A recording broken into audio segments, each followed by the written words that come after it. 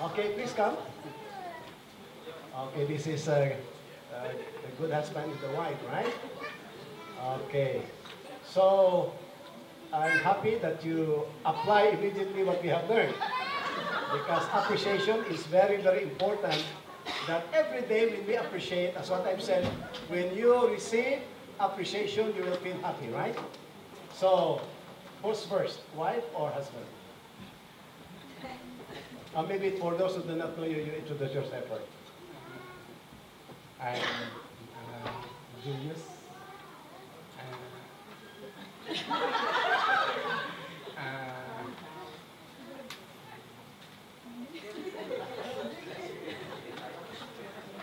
And I'm Eden. Obviously, we're a couple. uh, Yeah.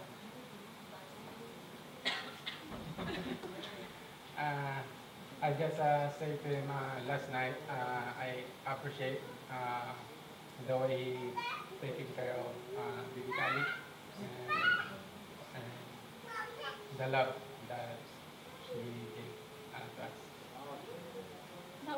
Now I regretted raising our hands. We're put in the spot. No, that's okay. Anyways, well, he knows, and I'm sure most of our friends here knows that I'm not that appreciative because I'm quite a strong woman. So last night I told him that I appreciate everything that he's doing. That despite being tired from work, when he comes home, he cooks and he makes sure that he's taking care of baby. How did you feel when you heard your wife appreciate you? Surprise.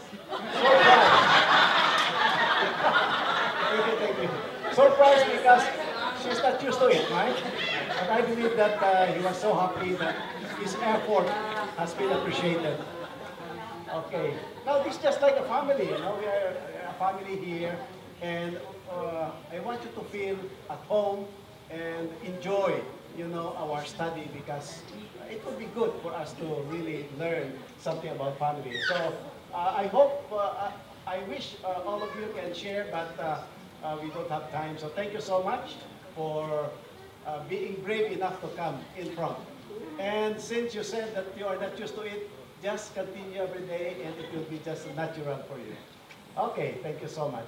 Now tonight's topic is quite sensitive and it is entitled How to Handle Family Conflicts. I can see couples here and I hope you will be sitting near to each other.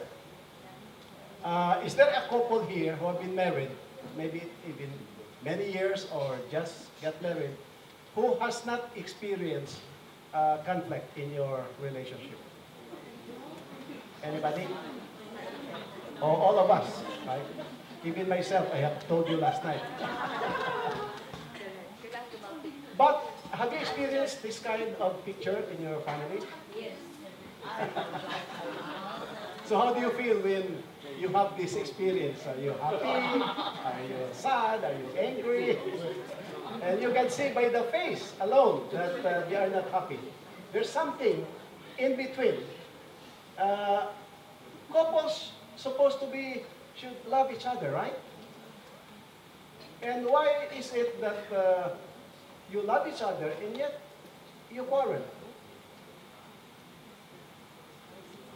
You see, when we look back in our experience during courtship, to me it was the most exciting part of a relationship, right? For those of you who have been married, when you started courting, husband, when you started courting your wife now, and also the lady, when you receive, you know, expression of love, it was really exciting. During the time, you go to the restaurant, enjoy your time together, and then you look at each other's eyes with love. And during the time, you are very generous, right? Men, you always say, I love you in the morning. Before you go home, I love you. See you in my dreams. Oh, so many wonderful words. And because of that, you know, the lady lady's heart was really touched. Oh, this man is very appreciative of the love. And you dream of a life together. You want to experience that joy together. And so the next step is you get married. Okay? In that wedding, of course, in the Filipino culture, we prepare a lot of money, flowers. We make it as one of the most important event in our life. Your commitment, your vow to each other, that you will be loving each other till death do us part. Then, after the wedding, what? The honeymoon. Honey is sweet, moon is romantic. And so you spend, how many days was your honeymoon? 1 week, 3 days? 3 days. So it was exciting, right? You start to discover each other in a most intimate way. And looking back to our honeymoon, oh, I cannot forget those moments. Very memorable to us. I don't know with your honeymoon, but to us it was very special. But after honeymoon, you go back to the reality of your marriage. And for the first time, you have to live together. Morning, noon, evening, every day. And then you start to discover something that you have not discovered before. Before, maybe you don't know that your husband is snoring. Now you discover you cannot sleep because your husband is snoring. And so many things that you discover that sometimes you say, oh, I think I have discovered so many things in my partner. And so there comes the first, maybe, feeling of sadness. There were some disappointments. And then maybe later on there were some arguments. Right? Arguments. You know, when I met my wife, the first time we were introduced, and it was only 2 days, Saturday and Sunday, and we went to the mall and have ice cream. Then I said, I'll go back. It was October, I'll go back on December. And then, if you are still here, because she was teaching in the college, if you are still here, I'll be back on December. So I went there thinking maybe she went already for vacation, but she waited. And then we stayed there for 4 days. I courted, she accepted, and it was January 31, while the world is celebrating the New Year, that we started to, I proposed to her, and immediately we set the date for our wedding. Can you imagine? Just the second time we met. And then 5 months later, we got married. So I entered marriage without even knowing fully this girl. We have never had any conflict because we only meet once a month in 1 day. And so the first year of our marriage was terrible. To be honest, we have lots of adjustments. Lots of adjustment. I don't know how to respond to her when she gets angry. And she doesn't know how to respond to me when I also get angry. So there was conflict in that first year. So many types of conflict. But, you know, the Lord is so good. We were mature already. I was already 30 years old. She was 25. And from that time on, our marriage become, you know, we adjusted to each other, understanding each other. And I can testify that although our marriage is not perfect, but I can say that we are fulfilled, we are happy in our 37 years of marriage. But conflict may come. How about those old people? Do you still have some arguments? Huh? Of course, even old people have still their arguments. As long as we live in this world, even we are old already, we have been living together for many years, still, there are some issues that will come that will, you know, create conflict in our relationship. How about children? So many, if you have more than one child, almost every day, they will have conflict. We have 3 children, and 2 girls and 1 boy, but the boy is really a problem. He always makes the girls cry. And then, of course, sometimes parents against children, conflict between parents and children. When you grow up, when they become teenagers, I tell you, very, very challenging. So, the reality is that as long as we live in this simple world, family conflict is a reality that we need to face. We cannot avoid it. It's possibly normal event in our life. And there will be numerous conflicts throughout the life of the marriage. We have to expect that. But I can tell you that conflict is not necessarily bad. Sometimes when you have conflict, you decide on something that is important. Sometimes after the conflict, you become sweeter to each other, right? After the conflict, when you forgive each other, then you are very, very close to each other. Now, Dr. William Blatz, consultant psychiatrist for the Toronto Family and Justice Court, said that the number one cause of conflict in marriage is what? Money. Right? I don't know if it is true to you, but according to this counselor, because a lot of people come to him for counsel, money, he said, is the number one cause of trouble in marriage. Whether you have plenty of money or you don't have lots of money, it's still something that become number one. But let me share with you the common causes of conflict in the family. Maybe some of these are happening in your family, some maybe not, but these are the things that has been discovered. Number one, unmet expectations. Right? Sometimes the husband will expect the wife to, this is your responsibility, this is what you're going to do. And the wife also expect the husband to do this. And sometimes when you come home and then realize that your expectations were not met. My wife and I was conducting a family camp in one of the islands in southern Philippines. And then I talked about this conflict resolution. And then the husband came to me and said, Pastor, I would like to tell you that my wife and I, almost every week we quarrel. I go, how come? You love her? Yes, I love her. But how come you have quarrel? Because my wife is, very meticulous. And so, is your wife here? He said, yes. I'll call your wife. So he called his wife, and I said, Mom, is it true that almost every week you quarrel? And then she said, yes. They go, why? Can you give me an example? And then she said, yes, okay, I'll give you an example. One day I was about to go somewhere for work the whole day. And I told my husband, please clean the house. You are here, I want you to clean the house because I'm going to go for one day and then I'll come back late in the afternoon. And the husband said, yes, I will clean the house. Be sure to clean the house, the wife said, because the wife is strong-willed. And so the husband, somehow, he was afraid of his wife. Are you afraid also of your wife sometimes, husband? And so he cleaned the house. And in the afternoon, late afternoon, the wife arrived and he was so happy to show that he cleaned the house.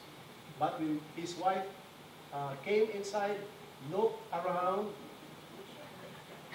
she still finds so many things that he was not able to clean. The husband, the wife said, why did you clean this one? Why did you not clean this one? And the husband said, you say that I will clean the house. I clean the house. But from my own perspective, I don't know. You should have told me specifically what are the small things that I need to clean. So the expectation of the wife was not met by the husband. And again, they quarreled again. So this is one. So I think the best way for the couple is to be very clear on the instructions. Be specific of what you expect from each other because it is one of the causes of conflict in the family. Sometimes our expectations are unreasonable. Sometimes it happens with the children. They think, oh, Dad, you are unreasonable. Another one is conflicting standpoints on the subject of children. If you have children, sometimes the husband has his own way of disciplining the children. The wife has her own way, and sometimes it will clash. And then allocation of time to marriage and personal pursuits. Men, I know that men here are really fond of biking, riding the bike. It's good if the wife also joins. But sometimes in the Philippines we have our tennis game, especially on Sunday. And at first the wife was okay, the husband are playing tennis, but sometimes the husbands stayed in the tennis court almost the whole day. And now, few months later, the wife started to complain, oh, you spend too much time with your hubby, you don't have, you're not staying with us during free time. So you need to balance. No? Although you like some hobbies, but sometimes the wives are complaining. Breakdown in communication. This is really very, very important. When your communication breaks down, then it will cause a lot of conflict. Lack of sexual compatibility for couples. Is that true? Yes. You know, we have our neighbor when I was in the district. Of course, they're not Adventist. When the wife will not give, you know, what the husband is asking, he will go out, get a bolo, and challenge people for quarrel. So the wife said, okay, come inside now. I tell you, it can cause a lot of conflict. I will not deal on that, but household responsibilities. How about household responsibilities? Sometimes it can cause a conflict, right? So you need to sit down and discuss your responsibilities. We don't have helpers in the house with my wife, so we decided to sit down and divide our responsibilities. In the morning, I was the one who usually wake up, so I cook the rice. Then she will follow, cook the bayan, and then she will put all those plates in the sink, and I do the washing. She will wash our clothes, I will hang the clothes, I will iron the clothes. She takes care of the cleaning inside the house, I take care of the cleaning outside the house. So it's really, you know, division of responsibilities. And we understand our role. So we avoid conflicts. But you know, sometimes on Sundays, it's a free day for her. And when I woke up early, I can see bundles of clothes already to be washed. And I said, wow, I pity my wife. You know, so many clothes. So I washed the clothes. And then when she woke up, she said, where are the clothes that I washed? Oh, your husband already washed it. I said, wow, thank you, my husband. Sometimes we even have to see where we can come in when they needed help. How about use of TV? Is it a problem? To some, it is. The children would like to watch Cartoon Network. The husband, the wives would like to watch the drama, crime, Korean drama. And the husband, they love to watch sports. If you have only one TV, sometimes it can cause problem, right? So what's the solution? If TV is the problem, you buy another TV? No. The best solution is get rid of TV. If it is the cause of your problem, TV is nothing because you put priority in your relationship. Now, I looked into the Bible and found that there are many causes of conflicts that the Bible mentions. And let me share with you, I think, three. Number one is pride. Pride is the cause of quarrels from the Bible's perspective. In fact, it is pride that caused the conflict between God and Lucifer, right? In the Bible. The Bible says, pride leads to conflict. Those who take advice are wise. So who do you think has more higher pride? The husband or the wife? Oh. The wives are very vocal, huh? It's the husband. Yes, I admit that sometimes husbands, they have the pride. You know? Because the Bible says that we are the head of the family. You know? But their wives also are very high in pride. You know? But remember that if you continue to have this attitude, it can cause conflict. The Bible says that we need to be humble, not to be proud. Because the Bible says that destruction comes before pride. So the teaching is we need to be humble, not develop this pride. Then the second is foolish and stupid arguments. Now, what does the Bible say? 2 Timothy 2:23 says, but keep away from foolish and ignorant arguments. You know that they end up in quarrels. If there are only small things that you disagree, no, you don't have to really fight. Let your wife win most of the time. Because it's just simple things. You prepare your argument on big issues. You know, we have a relative in our hometown. Since I was young, they always fight. And when they fight, in the province setting, their voices are so loud that neighbors can hear. I said, what kind of couple is this? Always quarreling. And so I went to South Philippines, finished my college. I came back, I was already a pastor. But one night, when I visited the place, they quarreled. They were already old. They quarreled again. I said, they still continue to quarrel. And so I started to go near their house and started to listen. They were my relatives.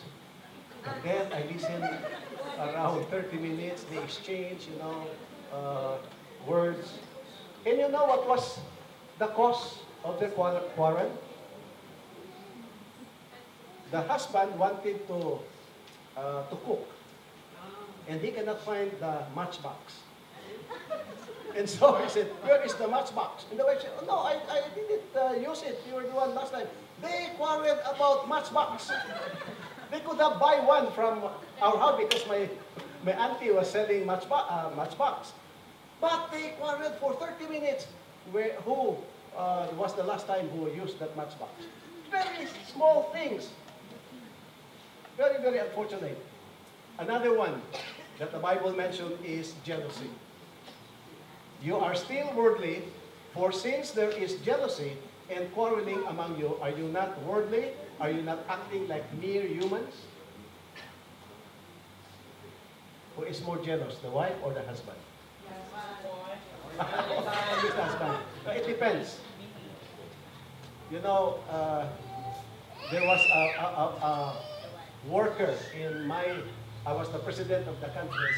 There was a couple, the husband is our pastor, and the wife just stays in the house. But the husband is quite older than the wife, and they always have quarrel. And one of the important reasons why they quarrel because the husband was so jealous of the wife. The wife knows how to sing, so sometimes they are requested to sing, and they practice with some young people there who are also good singers. And when the husband saw that his wife is practicing a song with another man, he will get angry and said, no, I don't want you to sing with any male. I tell you. And then he told his children, when I'm away, you watch your mother and report to me. The wife was crying and desperate, and so we spent the whole night there counseling with them. And finally the wife said, Pastor, as if I am being choked. I cannot move. I am not free because my husband is very jealous. Sad to say that finally he separated. He separated. Very, very sad. So jealousy is one that was mentioned by the Bible. Now, if conflict is not handled well, it can corrode the happiness that comes with relationships. And who are the victims most of the time? The children. Somebody said when elephants fight, the grasshoppers. It's not the elephants, the grasshoppers. And many times when the parents quarrel, husband and wife, the children suffers. One time, we were just discussing with my wife an issue, especially politics. Sometimes we are different view on politics. And so one day we were discussing, and we were not on the same line, the same issue. And somehow our voices started to rise a little bit because you have to assert, right? And then my youngest daughter, who was playing somewhere, immediately came to us, teary-eyed, and she said, Dad, Mom, are you going to divorce? Can you imagine? I said, wow, where did she get this idea that we're going to divorce? And what happened?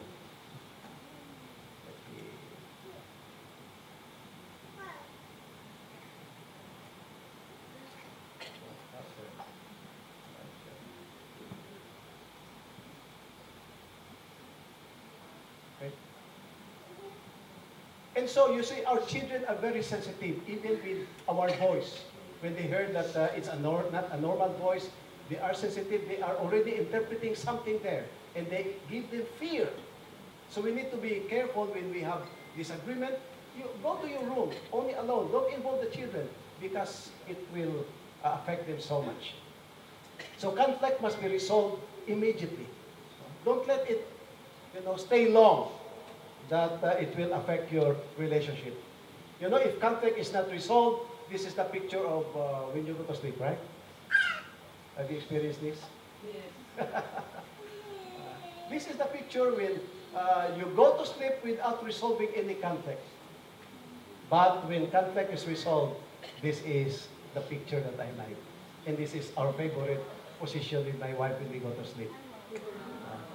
And even when you go to sleep, you're smiling when you do that. So, be sure. In fact, Apostle Paul said, don't let the sun go down in your anger.